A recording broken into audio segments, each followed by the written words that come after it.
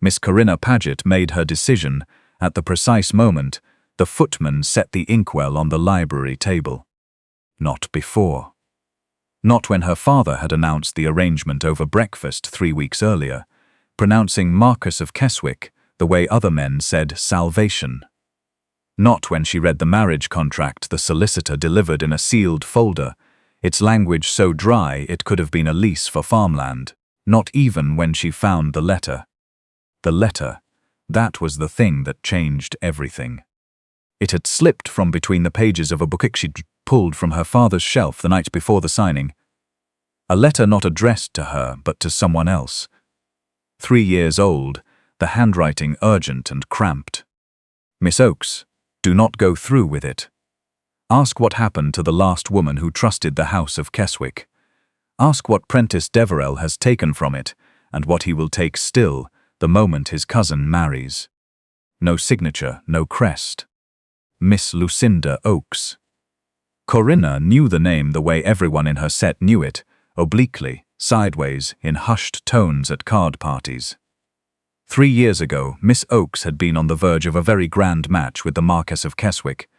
Then the engagement dissolved. Then the Oakes family went to the continent. No explanation, no farewell calls, just gone. Corinna had asked her father about it, the night she found the letter. He had told her not to be fanciful. She had looked at him for a long moment, and what she saw in his face. Not dismissal, but something more careful than dismissal, something deliberate, frightened her far more than any unsigned warning. So when the footman set down the inkwell and the contract lay open before her, and Lord Rowan Deverell, Marquess of Kesswick, stood on the other side of the library table, watching her with the sort of patience that had nothing warm in it, Corinna picked up her shawl. She said, "I need a moment." Her father started to speak. She was already walking toward the hall. And then, because the front door was too obvious, because the carriage was still waiting on the drive and the coachman would certainly report to someone, because the fog rolling off the fields that October morning was thick enough to swallow a person whole, Corinna Paget walked straight through the morning room, through the conservatory, and out the low garden gate into the lane behind the house. She did not think of herself as brave, she thought only, if I sign my name in that room, someone will call it consent because I failed to escape before the ink dried. She was wearing her good half-boots at least. That was something. Now I want to pause here for just a moment, dear friends, because I know what some of you are thinking. You're thinking, she's being foolish, she's being dramatic, a Marquess, a great house. What young woman in her right mind walks out on all of that? And to you I say, the question is never what she was walking away from. The question is always what she believed she had no other way to leave. If you find yourself drawn to stories where one choice, made in terror and fog and half-boots, manages to overturn an entire life, then you've found the right fireside. Subscribe to Moonlight at Marlowe. We'll be here when you need us, and so will the fire. Now, back to Miss Paget. She walked 2 miles before her ankle turned on a stone in the lane, and the fog decided to become rain. By the time she reached the village of Nether Callow, she was soaked to the collar, mud-hemmed, and in possession of absolutely no plan whatsoever. A sign above a low stone building read the Beekeeper's Rest. It was the most beautiful thing she'd ever seen. The innkeeper looked at her the way innkeepers look at women who arrive alone, without luggage, in ruined dresses, during rainstorms. "I'll need a room," she said. "Will you be expecting a carriage to bring your things, miss?" "No." "A companion, then?" "No." "Payment in advance, then?" She reached into her coat pocket. Her purse was in her reticule. Her reticule was on the library chair at Paget House. Of course it was. A voice came from the corner, low and unhurried. "Put it on my account." She turned. The man sitting there was perhaps 35, dark-coated, with a ledger open before him, and the posture of someone who hadn't been surprised by anything in quite some time. His boots were muddy. His coat was plain. Well made, but deliberately plain. The way clothes are well made when the person wearing them doesn't want to be asked about them. I don't accept charity from strangers, Corinna said. He looked up. His eyes were grey, the kind of grey that didn't particularly invite warmth. It isn't charity, it's credit. You can repay me when you've retrieved your purse. You assume I have a purse to retrieve. You reached for your coat pocket before your reticule, which suggests you've recently discovered the reticule isn't with you. That means it's somewhere accessible. Not lost. Left behind. Corinna stared at him. The innkeeper sighed the sigh of a man who had witnessed many things and preferred not to witness this one. He produced a key. "Thank you," she said to the innkeeper. "You're welcome," said the man in the corner, to no one in particular, returning to his ledger. She went upstairs. Her plan: sleep, wake before dawn, find the coaching road, reach her aunt in Bath. Her aunt, Aunt Willa, was the only member of the family who had ever treated a question as though it deserved an actual answer. Then Corinna sat on the edge of the bed, and the plan collapsed. Because her aunt would ask, "Then what?" And Corinna had no then what. Her father's debts. She knew they were bad, though not how bad. The Paget estate was mortgaged. The tenants were behind. There was a younger brother at school whose fees depended on something she'd always assumed was managed. One unsigned contract, and all of it would shift. She had known this. She had signed nothing. She was still in half-boots, in a rain-soaked village, and she had no idea what she had actually accomplished. A knock at the door. The man from the corner stood in the corridor holding a tray, bread, soup, tea. "You didn't order this," he said. "Correct." The innkeeper was worried you'd faint in his corridor and disturb the other guests. "I don't faint." Commendable. He held out the tray. She took it. He turned to leave. That surprised her more than anything else had. "You're not going to ask," she said. He paused, looked back. "No." "Why not?" "Because if you wanted me to know, you'd have told me." In her experience, people who refrained from asking questions were either very polite or very patient. The patient ones were always more dangerous. "What's your name?" she asked. A beat. "Rel." "Mr. Rel." "Just Rel will do." "That's an unusual name." "It's what's available." He said it without apology and left. She ate the soup. It was good, that annoyed her. The rain lasted 2 days. Miss Paget and Mr. Rel, stranded in Nether Callow by a flooded bridge and a washed-out western road, developed the tentative, combative familiarity of two people who have been thrown into proximity and are each pretending not to find the other interesting. He told her he managed property in the area. She told him she was visiting a friend and had gotten turned around. They both knew the other was lying, and neither pushed. On the second morning, Corinna showed him the letter. She didn't intend to. But she'd read it so many times the fold was wearing through, and something about the way he listened, not performing attention, actually attending, made her pull it from her coat. He read it without expression, then he set it down. "You recognize it," she said. "I recognize the concern in it." He slid it back across the table. "Whoever wrote this was afraid." "They wanted me afraid." "Yes. The question is whether what they were afraid of is real." "You're not going to tell me I'm being fanciful." He looked at her with those grey eyes. "No. My father said that."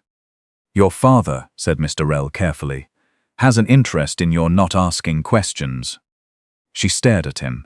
"You say that as though it isn't a virtue." "It isn't a virtue when the questions are the accurate response." He picked up his cup. "What do you know about Miss Oakes?" "Only what everyone knows. She and the Marquess of Kesswick were engaged. It ended. She went abroad." "And what did the Marquess say about it?" Corinna realized she didn't know. She had never thought to ask. The marriage had been arranged through her father and the solicitors. She had met Lord Deverell at 2 dinners and a musicale, and their conversations had been not cold, precisely. Precise. Like everything about him, measured. "I've never spoken to him about it," she admitted. "That seems like an oversight. I was told the details were old news." "By your father." She said nothing. Mr. Rell looked at her steadily. "Before you decide what you're running from, you might want to know whether you've actually read the document that was put in front of you." "I read the contract." "Did you read all of it?" She hesitated. She had read what the solicitor pointed to. Her father had been present and had, she realized now, sitting in this small, damp dining room, stood very close to her elbow the entire time she'd had the pages in her hands. "There's a village solicitor," Mr. Rell said. "Third house past the smithy. He holds copies of significant regional documents as a professional habit." He stood, leaving coins on the table for the tea. "I'm going that direction, if you'd like company." She studied him. "Why are you helping me?" He picked up his coat. "I haven't decided whether I am yet." It was the most honest thing anyone had said to her in weeks. She followed him. The village solicitor became considerably anxious when Corinna stated her name and her business, but the document was produced. She read it. Then she read it again. The Marquess of Kesswick had not purchased her father's debts outright. He had arranged for a lender to consolidate the Paget mortgages under new terms that required her written consent to finalize. Without her signature, the existing arrangement would remain in place for a period of 8 months, while new options were sought. 8 months. Her father had told her the creditors were moving immediately. That refusal meant the tenants were out by winter, that there was no time, no room, no alternative. There was 8 months. She sat in the solicitor's chair and could not speak. Mr. Rell stood near the window. He did not say, "I told you so." He did not say anything. She was beginning to understand that silence was for him a kind of respect. "He hid it from me," she said finally. Her voice was level. She was rather proud of that. "He needed you to feel you had no choice," said Mr. Rell. "A woman who believes she has no choice doesn't ask questions." "He's my father." "Yes. He arranged this whole." She stopped. "I walked out of that library in front of everyone. The servant saw. Lord Deverell saw." She pressed her hands flat on the desk. "I've made a complete fool of myself." "You made a decision based on the information you were given," said Mr. Rell. "The problem wasn't your decision. It was the information." She looked up at him. There was something in his voice just then. Something careful. "Mr. Rell," she said slowly. He looked at her. The letter was addressed to Miss Oakes. "How would you know to find this solicitor? How would you know the documents would be here?" He was quiet for one beat too long. "What is your full name?" she asked. He closed his eyes briefly. When he opened them, the grey of them had gone very still. Rowan Deverell. The name landed like a stone in still water. She understood it in pieces. The coat, the plain boots, the ledger, always the ledger, an estate manager's habit. The way he had known exactly which questions to ask about the contract, about her father, about Miss Oakes. The way he had listened, for 2 days. While she described his own house as a place she would rather disappear than enter. "You," she said. "Yes." "You are the Marquess of Kesswick." "Yes." "You sat in that inn and let me call you." She stopped, remembering exactly what she had called him. Cold, precise. The kind of man who marries for convenience and calls it a practical arrangement.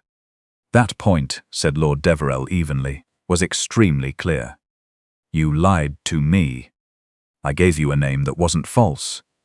Rell is what my family has called me since I was 8, and I answered every question you asked me honestly, including the ones about myself. You knew who I was. Yes, from the moment you walked into the Beekeeper's Rest. And you said nothing. You asked me whether Kesswick was a controlling man within 5 minutes of meeting me." He met her gaze. "I wanted to know what had made you believe he was."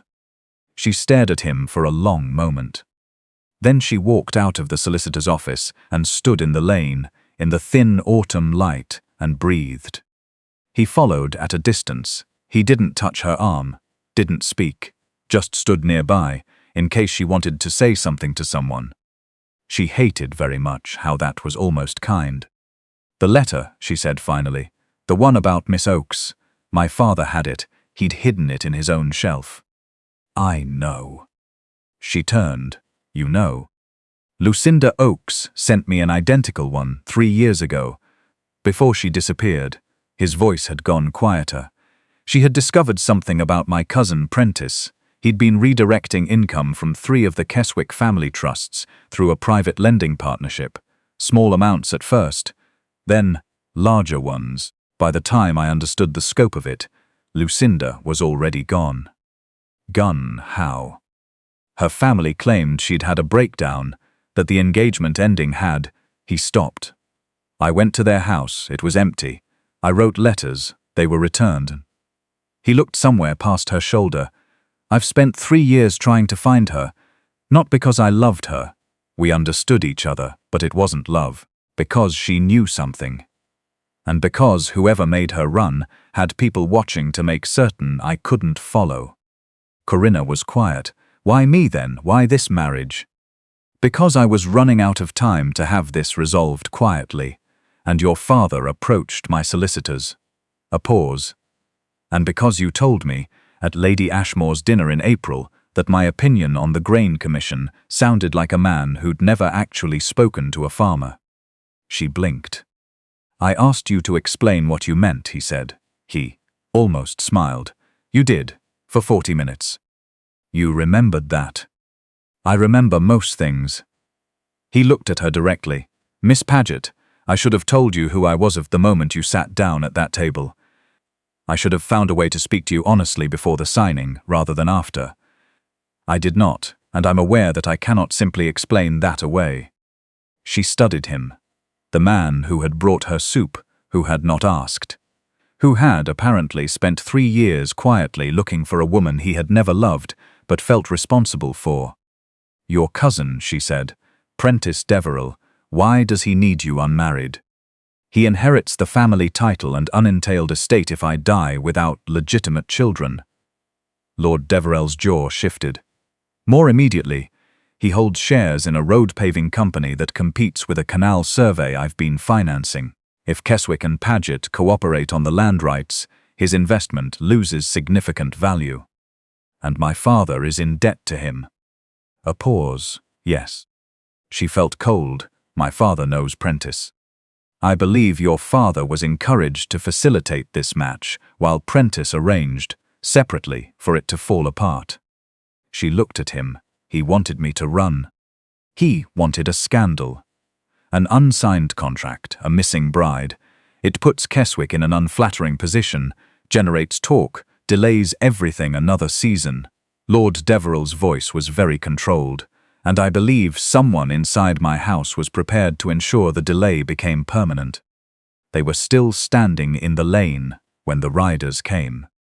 6 of them, Kesswick colours.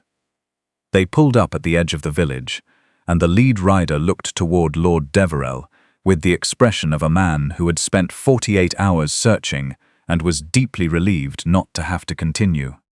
Lord Deverell raised one hand. "Stay," the riders held. He looked at Corinna. "Your father has been told you're safe. The carriage that brought me here can take you wherever you choose. Bath, London, home. You have 8 months before any contract deadline matters. You owe me nothing." She looked at the riders, at the Kesswick crest on their livery, at the man beside her who had lied about his name and told the truth about everything else. "What are you going to do about Prentice?" she asked. "Continue investigating, quietly if possible. And the person inside your house who's been helping him. Find them. Do you know where to start?" The anonymous letter was written on paper from a London stationer, specific watermark. "I've sent a man to trace it." He paused. "It'll take a week, perhaps 2. Corinna looked toward the riders again. Then she said, "I'm good with documents." He looked at her. You said there's a pattern in the trust transfers. She met his gaze steadily. I managed my family's accounts for 4 years while my father managed nothing. I notice things in columns of numbers that look like accidents but aren't. She held up the old letter. I'd like to come to Kesswick. Lord Deverell was very still, Miss Paget. Not as your fiancée, as someone who has reason to want Prentice Deverell found out. Your father is involved. I'm aware of that. You may not like what we find. I've recently discovered I've been managing the out accounts of a man who hid a legal document from me while telling me my family would collapse without my obedience. Her voice was even. I think I can bear finding out he also borrowed money from your dishonest cousin. Something shifted in Lord Deverell's expression. It was not a smile. It was more like the precise moment before one. The East Guest Suite, he said, not the Marchioness's rooms. Obviously, she said, we've known each other 3 days. 48 hours. You're correcting me. You're approximately right. I'm being precise. She almost laughed. She didn't, but almost. They found Prentice Deverell's scheme in 11 days. It was, in the end, the ledgers that gave him away.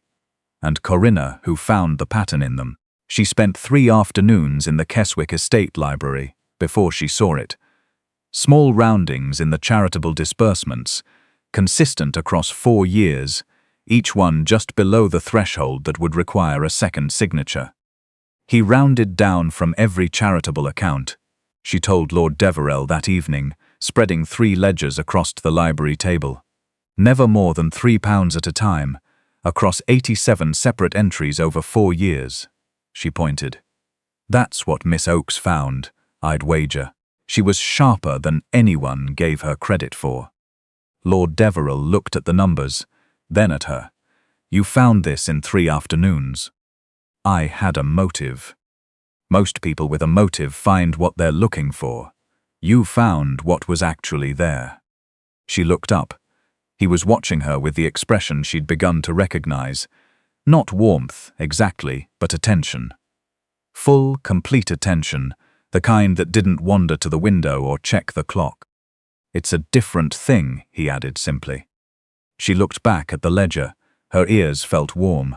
That was annoying. The man inside Kesswick's house, the one Prentice had used to move documents and manage correspondence, was identified on the 9th day. A secretary named Mr. Doyle, who had been with the estate 7 years and who, when presented with the evidence, did not attempt to deny it. He had debts of his own. Prentice had found them first. That was always how it went. Find a man's debt before he finds help for it, and you own him. Prentice himself arrived unannounced on the 11th day, which Corinna found suspicious before he'd opened his mouth. He was handsome, easy, the kind of charm that had been rewarded since boyhood and had never been required to become anything more. He looked at Corinna with unconcealed interest and at his cousin with a smile too polished to be comfortable. I'd heard the runaway bride had come home, he said. She came to Kesswick, Lord Deverell said. That's a different thing. Prentice laughed. The laugh didn't reach his eyes. It was Corinna who said, looking at his right hand, "Where did you get that ring?" It was a small thing, a dark blue stone in a plain silver setting, distinctive for its oval cut. She had seen it in the portrait in the East Corridor, the one she'd stopped to examine her second day at Kesswick. A portrait labelled in small letters at the frame's base, L. Oakes, 1849. Prentice's hand stilled. Lord Deverell went very quiet beside her. "It belonged to your family?" she asked pleasantly. "A gift," said Prentice, "from a friend." "Which friend?" The room had changed temperature. Before Prentice could answer, there were sounds in the entrance hall. A horse, hard-ridden, voices, someone being helped inside. Lord Deverell moved toward the door.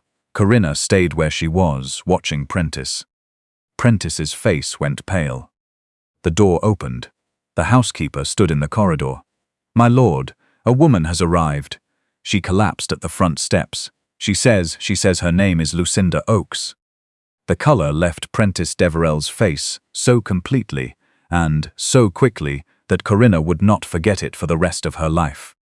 Miss Lucinda Oakes was thinner than her portrait, older, but her eyes were the same, sharp, clear, nothing like the fragile creature gossip had constructed. She looked at Lord Deverell for a long moment. "I sent the letters," she said, "both the one 3 years ago to myself, which you never received, and the one this autumn, to Miss Paget." "I know," he said. I needed her frightened enough to pause. "She was," said Corinna dryly from the doorway. "She also walked 2 miles in the rain and found your ring on your former fiancé's cousin's hand within 11 days. I'd like to think you could have trusted her with more." Miss Oakes looked at her. Then she almost laughed, surprised, as though she'd forgotten what that felt like. "I didn't know who to trust," she said. "When I found Prentice's records, I went to your father, Miss Paget. I thought, a man of standing, not connected to Kesswick, he might help." Her voice flattened. "He told Prentice I had come. By morning there was a carriage waiting to take me to the coast." Lord Deverell was very still. Corinna was not surprised. She wished she were surprised. She found she had been not surprised about her father for some time now. In the quiet place behind her chest, where she stored things she wasn't ready to examine. "My father," she said, "has a great many things to answer for." "Not malice," Miss Oakes said carefully. "Fear. He was afraid of Prentice, of the debts, of everything collapsing. Prentice is very good at finding a man's fear and then standing in front of it." "Yes," Corinna agreed, "he is." Prentice Deverell in the event did not go quietly. He went with considerable dignity and a great many words about standing and family honour and legal ambiguity, none of which impressed the magistrate who arrived before supper. The ledgers impressed the magistrate. Miss Oakes's testimony impressed the magistrate. Mr. Doyle's full written account of 7 years of managed correspondence impressed the magistrate very much indeed. The ring was returned to Miss Oakes. She held it for a moment, then put it in her coat pocket. "I don't want it," she said, "but I'd like it where I can see it." Corinna understood that. The investigation took 4 months to conclude formally. Her father, when confronted with everything, the hidden clause, the debts to Prentice, his decision to send Miss Oakes away, went silent for a long time. Then he produced not an apology, but a document. Every debt listed, every creditor named, every arrangement he'd concealed, written in his own hand. It was the most honest thing he had ever given her. She kept it, and she did not pretend it was enough, and she did not pretend it changed nothing. The Paget estate entered a managed restructuring. The tenants stayed, her brother stayed in school. Aunt Willa wrote to say losing the east parlour would finally force the family to heat the house properly, and Corinna laughed for the first time in a month. Miss Oakes went to Bath. Within the year, she had established a modest office providing independent legal review for women facing marriage settlements. Lord Deverell sent a letter of support and a contribution. Miss Oakes wrote back that she would accept the money and not the name on the door. He told Corinna this in one of the letters he sent that winter. He wrote not every day. She had told him clearly that would be excessive, but 3 or 4 times a week. Estate matters. A dispute with a drainage contractor. A ridiculous argument about the East Meadow fence. Once, simply, "The beekeeper's rest-in keeper has asked whether the young lady who owed him for a room will be settling the account. I have no answer for him." She wrote back, "Tell him to bill Mr. Rell. I've never met anyone named Deverell." He replied, "Mr. Rell has gone to ground under suspicious circumstances." She kept that letter in the same drawer as the voided contract. He had sent it 3 weeks after Prentice's arrest, the original settlement with one word written across the front in his careful, deliberate hand, void. No explanation. No negotiation. Just the acknowledgement that whatever came next should begin differently than what had come before. In January, Lord Deverell came to Paget House. 1 carriage. No ceremony. Her father met him at the door, which Corinna observed from the first-floor landing with a complicated collection of feelings she did not intend to examine publicly. He was shown to the sitting room. She came down. "You're leaving for Kesswick," she said, not a question. "Tomorrow morning. The canal survey resumes next week." "Yes." "Miss Oakes's records will need to be formally submitted to the trust commissioners by March." "Yes." Corinna looked at him. Lord Deverell, Marquess of Kesswick, stood in her family's slightly shabby sitting room with the same unhurried attention he had brought to a dining table in a fog-bound village inn, looking at her as though she was worth looking at carefully. "I could come," she said. He was quiet for one moment. "In what capacity?" "You have 11 years of estate records managed by people you no longer trust.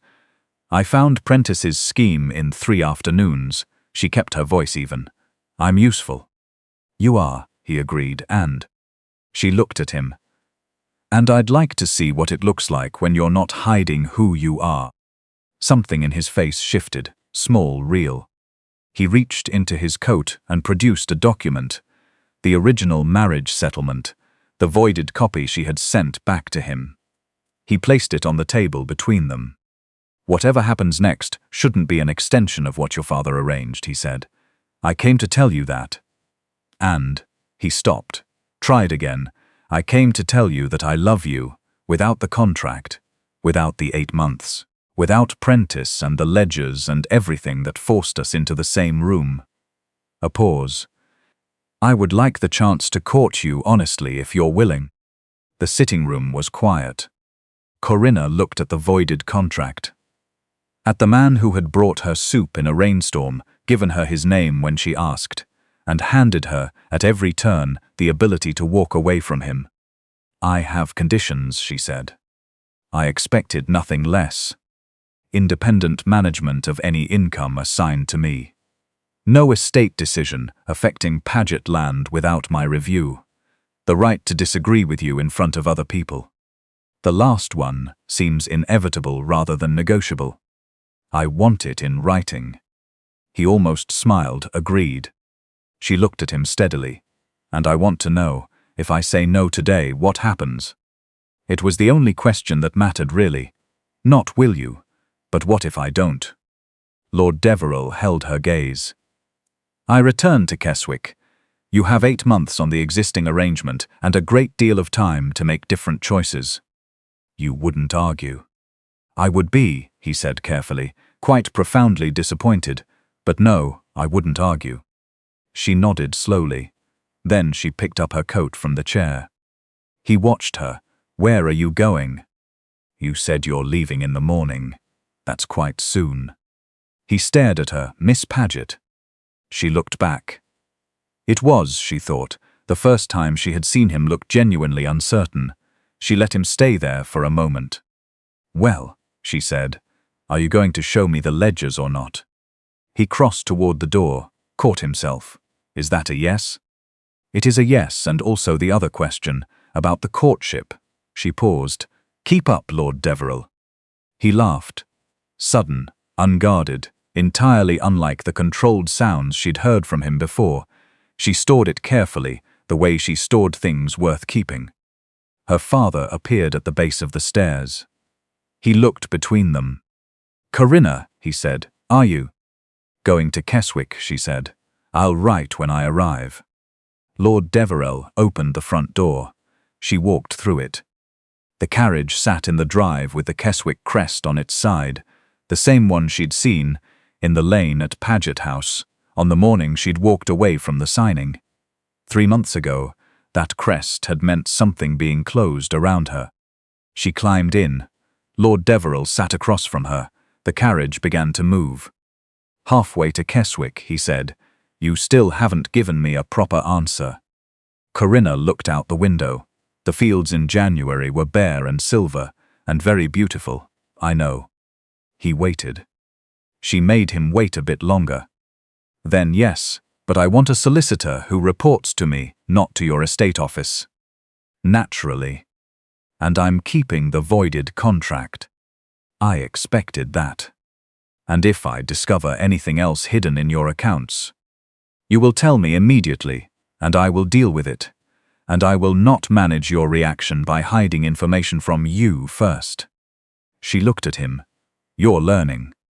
I've had good instruction." She placed her hand in his. He looked down at it, then up at her, and for the second time that day, she saw something completely unguarded in his face. It was better than the first time. "You know," she said, "for a man with a rather cold reputation, you are disappointingly easy to talk to." "I've been told this before."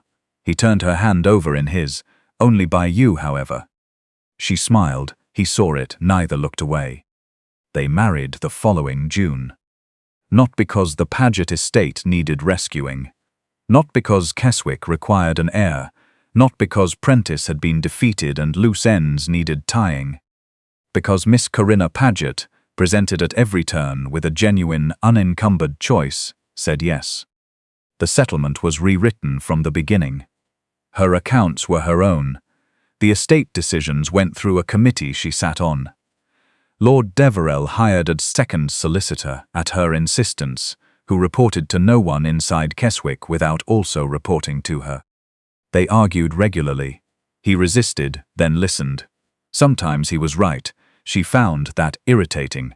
Sometimes she was. He found that inexplicably more irritating. But neither of them ever mistook disagreement for betrayal. And years later, when people told the story, they always began with the morning. Miss Paget walked out of her father's library in her good half-boots and disappeared into the October fog rather than sign her name. Then they would smile. About how she ended up at Kesswick anyway. 3 months later, by her own decision, walking through the front door with a list of conditions and her coat already on.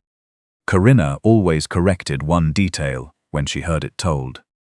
People said she had followed Lord Deverell to Kesswick. She hadn't followed him. She had preceded him through the front door, actually, because she had arrived in the first carriage and he had stopped to speak to the stable hands, and she had found the entry hall warm and the estate library waiting with 11 years of accounts that needed a second pair of eyes. She had not been delivered. She had not been rescued. She had not been claimed. She had read the document. She had asked the question. She had taken the time she was owed. And when she finally understood who Lord Deverell was, not the reputation, not the title, not the precise control that society had built a story around, she had decided, alone, with no debt pressing her forward and no father watching her hands, that she would like to stay.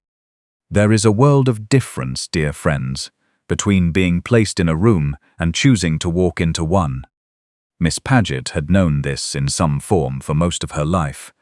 It had simply taken a flooded bridge, an unsigned contract, and a man honest enough to give her the door before he asked if she'd stay, to make the difference matter. If you've sat by this fire long enough to see her walk through that door herself, then you already know why this story deserved to be told. Stories like this one live at Moonlight at Marlowe. Subscribe, and I'll see you at the next fire.